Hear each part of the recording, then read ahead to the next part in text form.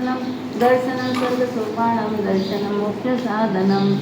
अनंतकारी परमात्मा हमारे स्वामी के शासन की प्रभावना करते शास्त्रकार हमारे बताते हैं कि महाराज साहब ने लक्ष्मी के बारे के अंदर बतलाया कि लक्ष्मी पुण्य होती तो टिकती है। यहाँ पर दो प्रकार की लक्ष्मी होती है, एक लक्ष्मी होती है संसार की और एक लक्ष्मी होती है मोक्ष की। अब आपको मोक्ष में जाना है, संसार में जाना है? मोक्ष में जाना है। तो ज्ञानी भगवंत यहाँ बतलाते हैं कि अगर मोक्ष में आपको जाना है तो मोक्ष के लिए आराधना करना है, और संसार की लक्ष्मी के पीछे जाना है तो क्या करना है? कमाना है।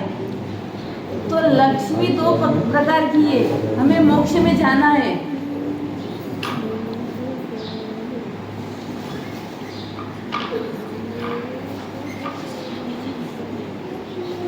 अगर मोक्ष में जाना है तो मोक्ष के लिए साधना भी करनी पड़ती है। न संसार में जाना है तो संसार के लिए उसका काम करना पड़ता है। हमें मोक्ष में जाना है तो ज्ञानी भगवंत बता रहे हैं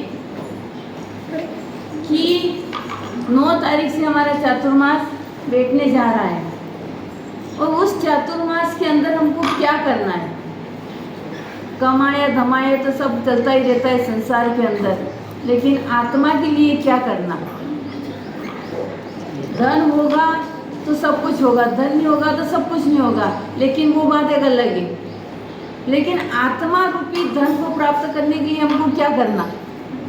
चौमासी 14 9 तारीख से चौमासी 14 बैठेगी और उससे हमारा चातुर्मास चालू हो जाएगा। लेकिन चातुर्मास के अंदर हमको क्या करना? समझो अभी से चातुर्मास चालू हो गया, 120 और ऊपर के दिन कितने हुए? यहाँ से मतलब चौमासा चालू हुआ 120 और 8 दिन 9 दिन हम यहाँ रुकेंगे तो 128 130 दिन का मतलब चातुर्मास हो रहा है। न हरवाल दूर है न जीरण दूर है, दोनों बराबर एक ही समान है। जा सकते वाक्य में भी आना कर सकते। तो वो चातुर्मास के अंदर चौमासा बैठ रहा है, लेकिन कहते ज्ञानी भगवंत की सीजन आती है जब हमारी मन प्रफुल्लित होता है। गर्मी की सीजन आती है तो उस टाइम पर हमारे व्यापार करने की इच्छा होती है, सर्दी की सीजन आती है तो उस टाइम हमको व्यापार करने की इच्छा होती है, और जब चौमासे की सीजन आती है जब उस टाइम पर अपने को कौन सी इच्छा होती है? धर्म ध्यान तपस्या करने की इच्छा होती है, पाप करने की इच्छा कम होती है, क्योंकि बरसात के अंदर ऐसा पानी पड़ता है उससे जीवों की उत्पत्ति हो जाती है, और उस जीवों की रक्षा करने के लिए, उस जीवों के ऊपर दया भाव करने के लिए क्या करते हैं हम?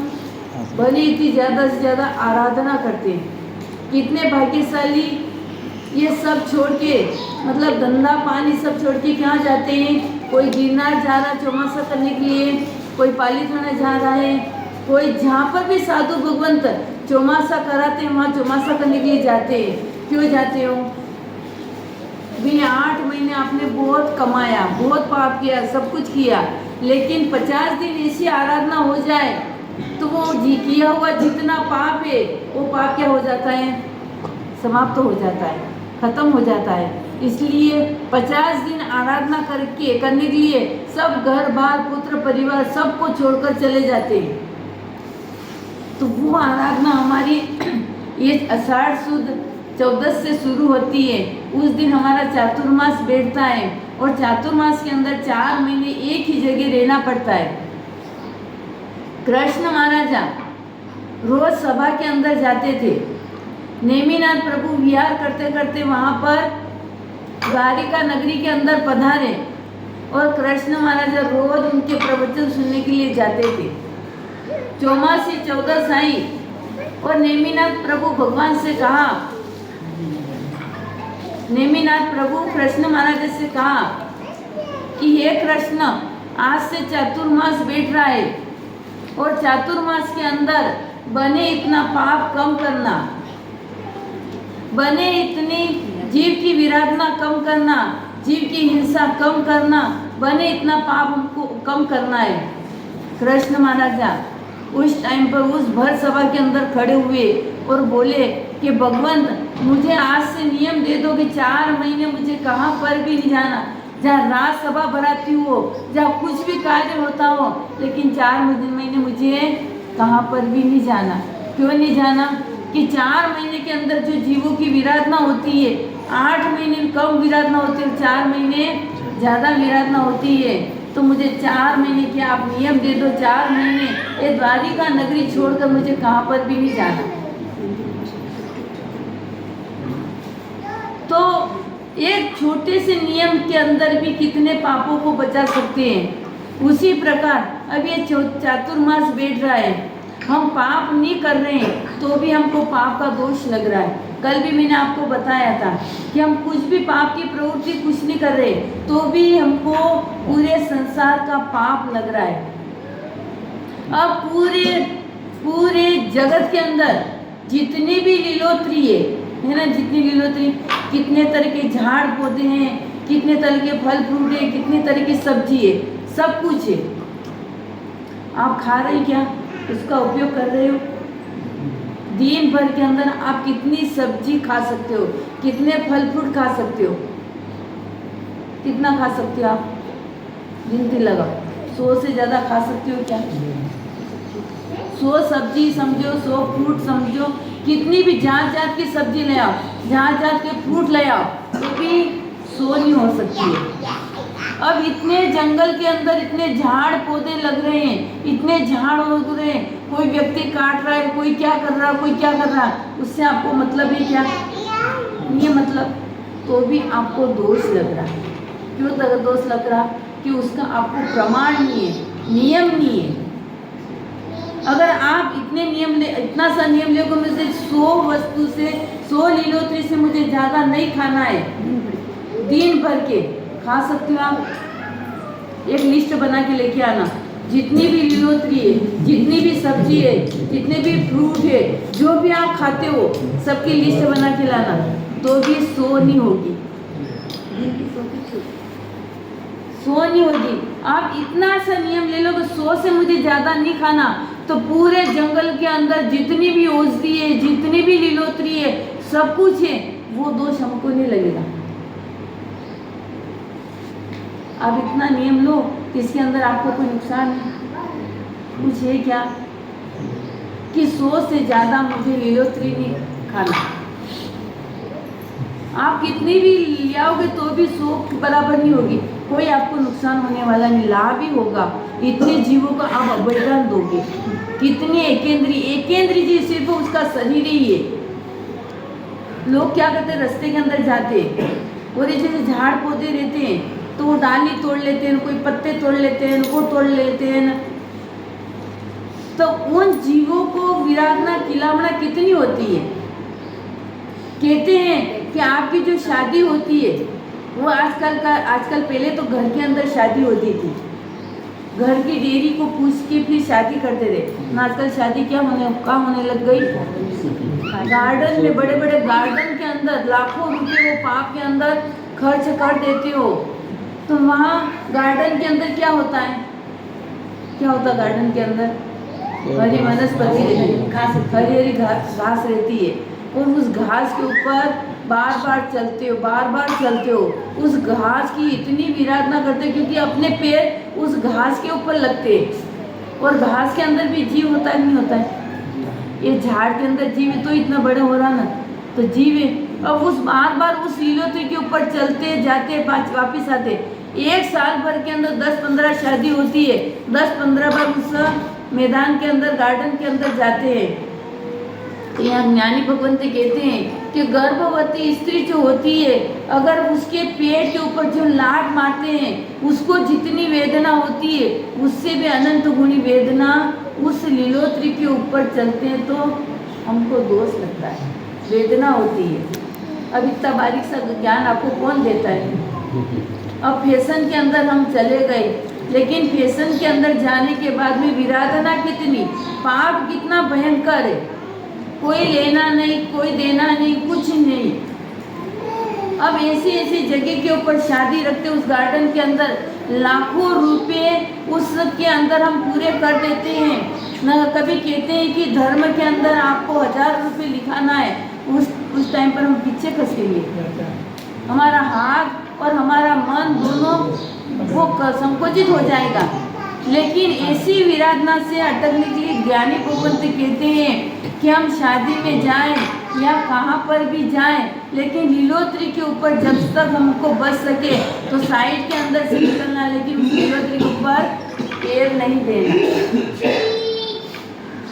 मैंने कहा था नहीं कि निगोद के अंदर हमारी आत्मा माँ वहाँ रही हुई थी, कितनी वेदना को सहन करी। तो यहाँ आप लीलोत्री के ऊपर चलते हो तो उस एकेंद्रीय जीव को विराधना होती कि नहीं होती। तो ऐसे ऐसे पाप हम अज्ञान दशा के अंदर आकर कर लेते हैं। जब उदय काल के अंदर आता है तब हम आंसू पाड़ पाड़ के उस वेदना को सहन करते हैं। अब वो शादी ऐसे गार्डन के अंदर रख देते हैं, स्वयं तो पाप करते हैं लेकिन दूसरों को भी पाप करवाते हैं। वो व्यक्ति कहाँ जाकर पाप को छोड़ेगा। इसीलिए कहा कि ये चौमासे के अंदर जीव जंतु की उत्पत्ति बहुत ज़्यादा होती है और उसी के अंदर ये लीलोत्री की बात बताई कि 100 लीलोत्री से ज़्यादा हमको नहीं खाना चाहिए। इतने बड़े बड़े जंगल बगीचे जो भी है वो सब हमारे लिए क्या हो जाएगा, त्याग हो जाएगा। और दूसरे नंबर के अंदर बताया कि हम यहाँ से आप कितने किलोमीटर तक जा सकते हो दिन में, एक दिन में जहाँ जाके कितने किलोमीटर तक जा सकते हो, 50 किलोमीटर। न कभी ट्रेन में गए, बम्बई गए, कलकत्ता, दिल्ली, जहाँ पर भी गए तो 500। कभी प्लेन के अंदर गए 1000 से ज़्यादा आप नहीं जा सकते हो ना, दिन का एक दिन का, उससे ज़्यादा नहीं जा सकते हो। और वाहन भी आप दिन के अंदर कितने वाहन, ज़्यादा से ज़्यादा कितने वाहन, कभी आपके घर के अंदर तक 2 व्हीलर 4 व्हीलर और इससे ज़्यादा वाहन भी नहीं है। न कभी बाहर गए चलो तो एक किराए से गाड़ी करके आप गए 200 किलोमीटर 300 500 किलोमीटर तक चले गए, उससे ज़्यादा आप नहीं जा सकते हो। और आपके घर पर भी कितने वाहन, कभी स्कूटर होगा या मोटरसाइकिल होगा या फिर वो बिक्की 4 व्हीलर, इससे ज़्यादा साधन नहीं होगा। लेकिन जगत के अंदर जितनी भी गाड़ियाँ बनती है, जितनी भी 2 व्हीलर बनती है, जितने भी बनते हैं हवाई जहाज रेल वगैरह जो भी, पूरा दोष किसको लग रहा है, आप जा रहे कितने में, एक गाड़ी की 2 गाड़ी, दिन भर के अंदर समझो कि आपने 10 गाड़ी लगे, इससे ज़्यादा गाड़ी तो नहीं चला सकते हो। और दिन भर के अंदर 500 किलोमीटर से ज़्यादा तो नहीं जा सकते हो। अब जगत के अंदर कितने वाहन, कितनी दूर, मतलब अमेरिका, अफ्रीका, ऑस्ट्रेलिया, जो भी विदेश है, आप विदेश के अंदर नहीं जा रहे, क्योंकि अमेरिका जाने के लिए, यहाँ पर अमेरिका जाने के लिए 7 समुद्र पार करके हम जाते हैं। अब उस समुद्र के अंदर भी कितनी मछलियाँ, कितने जीव जंतु उत्पन्न होते हैं, उसके अंदर बड़े बड़े स्टीमर भी जाते हैं, बड़े बड़े जहाज भी जा रहे हैं, सब कुछ जा रहे हैं, आपका हिस्सा है उसके अंदर। के अंदर आप 1000 किलोमीटर रख लो, 2000 किलोमीटर रख लो, इससे ज़्यादा आप नहीं जा सकते हो, क्योंकि दिशा कितनी होती है, 10 दिशा होती है, पूर्व पश्चिम उत्तर दक्षिण, फिर मतलब ये 4 कोने की 4 दिशा और 4 ऊपर और नीचे, ऊपर मतलब आकाश की दिशा और नीचे पाताल की दिशा, ऐसे 10 दिशा होती है। 10 दिशा के अंदर आप 1000 किलोमीटर की छूट रख लो, उसके बाद में आप नियम ले लो कि उससे ज़्यादा मुझे जाना नहीं है, तो फिर आपको दोष लगेगा। भले फ्लाइट में जाओ, अब 5000 किलोमीटर की छूट रख लो, इससे ज़्यादा तो नहीं जा सकोगे ना, लाभ मिलेगा ना। कभी भी जाओगे तो एक दिशा के अंदर जाओगे, 10 दिशा में तो आप कभी नहीं जाओगे, एक दिशा पकड़ोगे कोई सी, तो भले 10 दिशा के आपने 10,000 किलोमीटर की छूट रख ली, इससे ज़्यादा तो नहीं जा सकोगे ना। अब 10,000 किलोमीटर की आपने छूट रखी, 10 मतलब 1000 किलोमीटर की छूट रखी, और बाकी जो ये ऑस्ट्रेलिया है, अफ्रीका है, और भी जो है कितने विदेश है, वो कितने किलोमीटर दूर है। आपने 10,000 किलोमीटर की छूट रखी या 100 किलोमीटर की, आप 1000 किलोमीटर की आपने छूट रखी, उतने ही आप पाप के भागीदार है, बाकी के सब की छुट्टी हो जाए। हम नहीं जा रहे, उसका उपयोग कुछ नहीं कर रहे, तो भी अभी यहाँ पर आप व्याख्यान सुन रहे तो भी आपको दोष लग रहा। चौमासा के अंदर क्योंकि जीवों की उत्पत्ति बहुत ज़्यादा होती है, हम वाहन चलाते हैं, हमारे वाहन के अंदर उपयोग नहीं होता है, उपयोग कहाँ रहता है, हम गाड़ी चलाने के लिए उपयोग रखते हैं, और नीचे कितने जीव आ जाते हैं, वो जीव मर जाते हैं। अगर हमको नियम नहीं है तो सभी जीव मर रहे हैं, उनका सभी का दोष किसको लग रहा है? किसको लग रहा है? सबको लग रहा है। जिसको नियम नहीं उसको लग रहा है, जिसको नियम है उनको नहीं लग रहा है। अगर आप सामयिक ले ली और सामयिक के अंदर बैठे तो मतलब वो नियम आ गया, तो कितने भी जीव मर रहे लेकिन आपको दोष नहीं लग रहा। आप लाइट चलाओ या मत चलाओ तो भी 1 महीना होता है बिल आ ही जाता है, आता ही है ना। तो आप नियम लो कि मत लो, लेकिन दोष तो आपको लग रहा है। इसलिए आप ये 2 छोटे से नियम ले लो, भले व्रत मत करो, पचखान मत करो, कुछ भी मत करो, लेकिन छोटे से नियम के अंदर आ जाओ तो क्या होगा, वो पाप से हम क्या होगा, अटक जाएंगे। अब इतने किलोमीटर आप जा सको, जिंदगी में भी नहीं जाओगे आप, जिंदगी में भी नहीं जा सकते हो। 5000 किलोमीटर से ज़्यादा जा सकते हो क्या?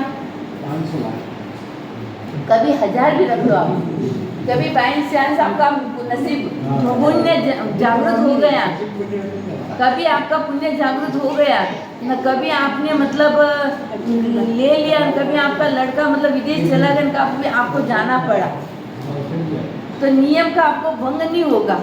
तो 500 1000 भले 2000 किलोमीटर आप छूट रख लो, लेकिन उसके बाद में अगर हम नियम ले लेंगे, उसके प्रतिबंध के अंदर आ जाएंगे, तो बाहर के अंदर जितने भी जीवों की विरासना हो रही है, जो भी एक्सीडेंट हो रही है, जो भी कुछ हो रहा, आपको दोष लगेगा क्या? तो लेना है नियम आज।